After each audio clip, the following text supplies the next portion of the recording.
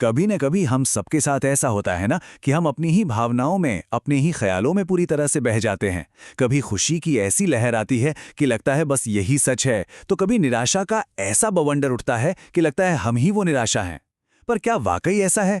चलिए आज इसी उलझन की तह तक चलते हैं। तो सवाल यही उठता है कि आखिर हम हैं क्या?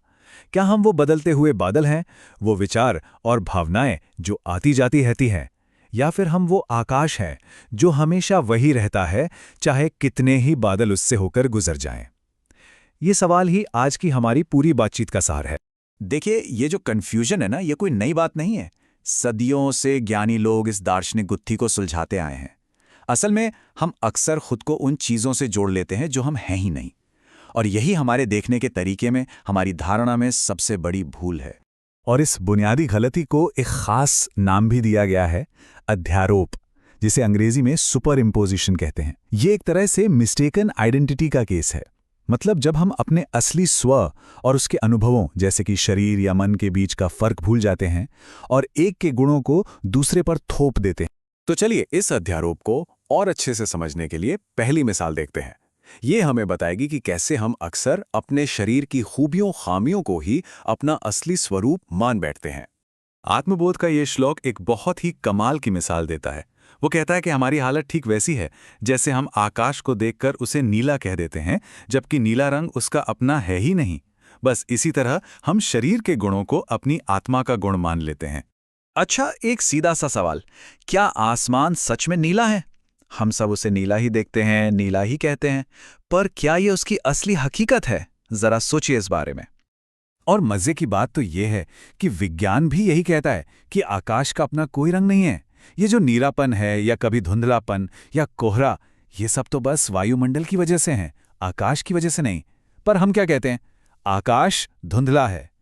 ठीक यही कहानी हमारे साथ होती है। शरीर का मोटा होना, पतला होना, चलना फिरना, ये सब शरीर के गुण हैं, आत्मा के नहीं, पर हम उन्हें आत्मा पर थोप देते हैं। तो देखिए, तुलना कितनी साफ है। एक तरफ है आकाश, जो हमारी आत्मा की तरह है, एकदम शुद्ध है, जिस पर किसी चीज का असर नहीं होता, जो कभी नहीं बदलता। और दूसरी तरफ है ये रंग, जो हमारे शरीर और उसकी हरकतों की तरह हैं। हम गलती से इन रंगों को ही आकाश मान लेते हैं। और सबसे जरूरी बात यह है कि आत्मा उस आकाश की तरह हमेशा हमेशा शुद्ध और बेदाग रहती है। चलिए अब शरीर से आगे बढ़कर मन की बात करते हैं। यहाँ एक और बहुत ही बेहतरीन मिसाल दी गई है जो ये बताती है कि कैसे हम अपने मन की उथल-पुथल को ही अपनी सच्चाई मान लेते हैं। इस बार बात हो रही है चांद की परछाई की। ये श्लोक कहता है कि जैसे शांत पानी में चांद का अक्स एकदम साफ दिखता है, पर पानी में जरा सी हलचल होते ही वो अक्स कांपने लगता है और हमें लगता है कि चांद ही कांप रहा है। बस यही हाल हमारे मन का है। मन की अशांति से हमें लगता है कि हम यानी हमारी आत्मा अशांत हो गई है। इस बात को एक छोटी सी कहानी से समझते हैं। सोचिए, एक बच्चा है जो पानी के एक पोखर में चांद की खूबसूरत परछाई देख रहा है। तभी एक पत्ता गिरता है, पानी हिल जाता है और परछाई टुकड़ों में बिखर जाती है। बच्चा दौड़कर अपनी माँ के पास जाता है और कहता है, माँ, चांद टूट गया। हमारी हालत भी ठीक उस बच्चे जैसी ही है। हमारा मन उस पोखर की तरह है, और जब उसमें कोई विचार या भावना का पत्ता गिरता है तो हमें लगता है कि हम ही टूट गए हैं, बिखर गए हैं। लेकिन असलियत क्या है? असलियत तो ये है कि असली चांद आसमान में जस का तस है, शांत, पूरा और बिना किसी खरोच के। उस पर पोखर की हलचल का कोई असर नहीं होता। तो बात साफ है, हमारी सच्ची आत्मा उस चांद की तरह है, शांत, शुद्ध और अप्रभावित। और हमारा मन उस पानी की तरह है जिसमें हर पल हलचल होती रहती है।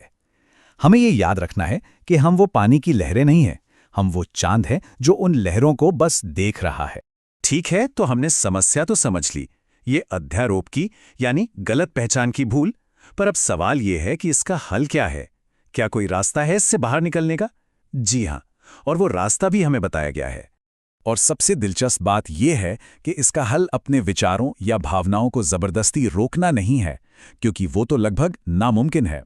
असली कला है उनके साथ अपने रिश्ते को बदलने की, उनसे लड़ने की बजाय उनसे अपनी पहचान को अलग करने की। तो करें क्या? पहला कदम है विवेक का इस्तेमाल करना, यानी ये समझना कि मैं और मेरा मन दो अलग चीजें हैं। फिर जब भी मन में कोई तूफान उठे तो उसमें डूबने के बजाय थोड़ा पीछे हटकर बस उसे एक दर्शक की तरह देखें।